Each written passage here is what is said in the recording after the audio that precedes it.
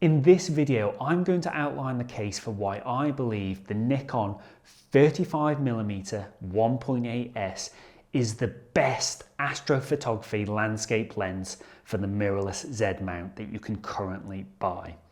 It's probably fair to say it's not the obvious choice, with most people nominating the 20mm 1.8 or even the 14-24 f2.8 for that crown.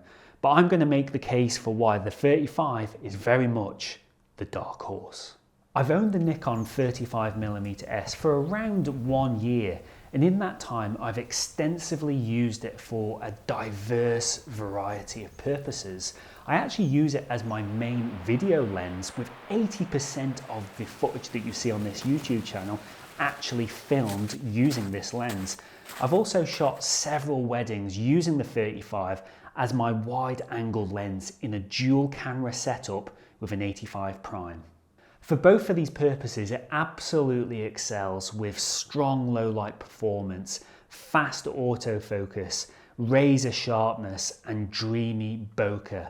It has to be the best 35mm lens I've ever used.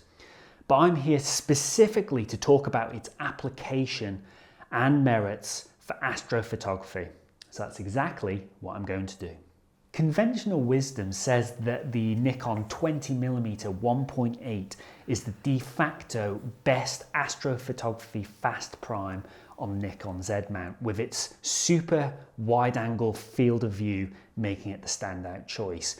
But as an owner of this lens too, I'm not so convinced it's the clear winner. Such is my skepticism that I've actually just sold the 20mm.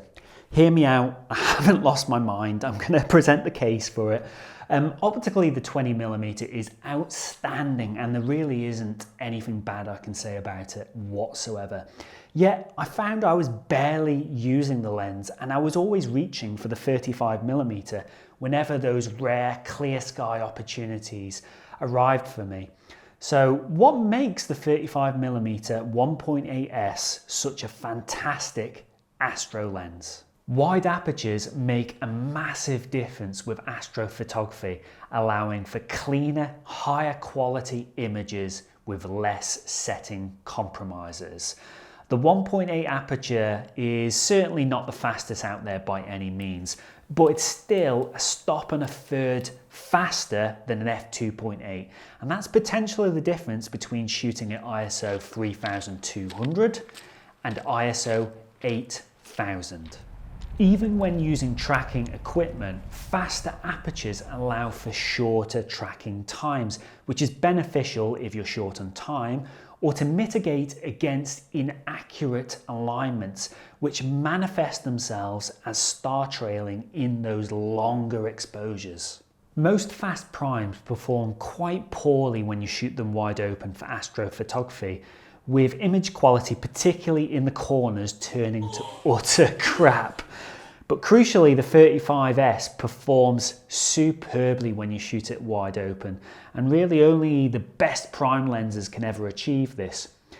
Its corner performance is actually one of the key factors which marks this out as a fantastic astro performer. The lens suffers from low amounts of coma and chromatic aberrations and delivers superb sharpness right across the frame. Stopping the lens down improves corner performance even further, delivering near flawless results by the time you get to f2.8. This is not something that's unique to the 35. All the Z mount primes I've used so far, the 20, the 35 and the 50mm, are all optically outstanding.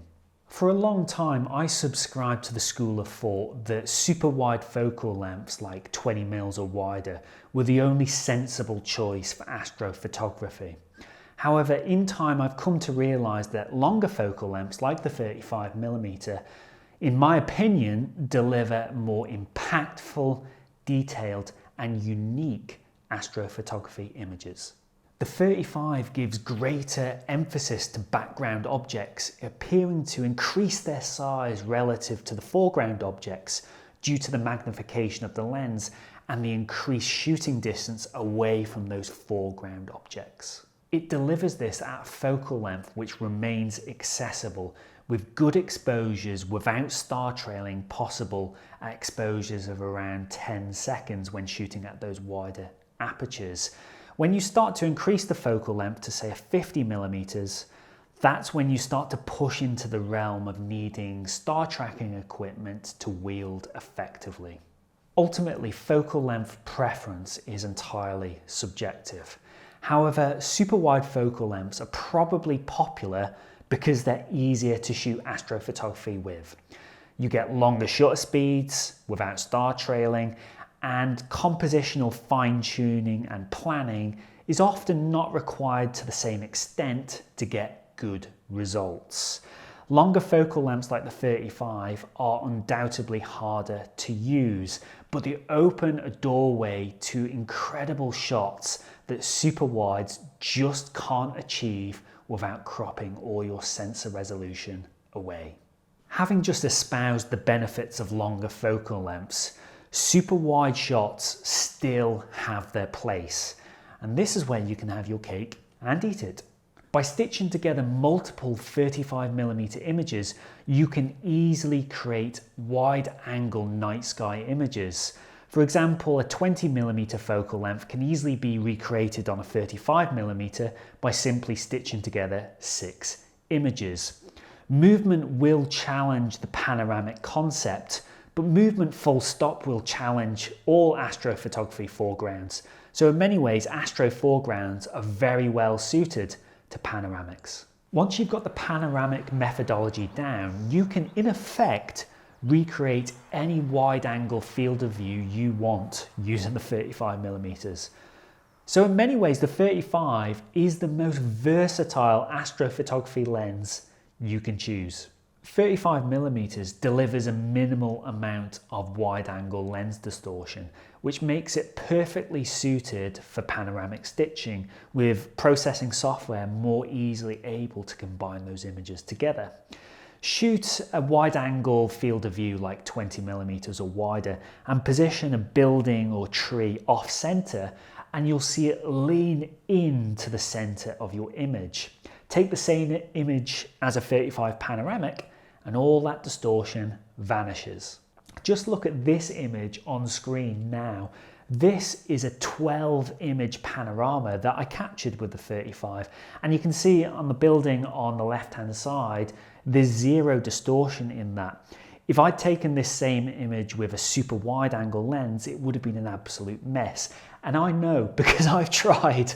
So in many ways, the 35 is actually capable via panoramas of capturing better, higher quality wide angle images than a dedicated wide angle lens is able to.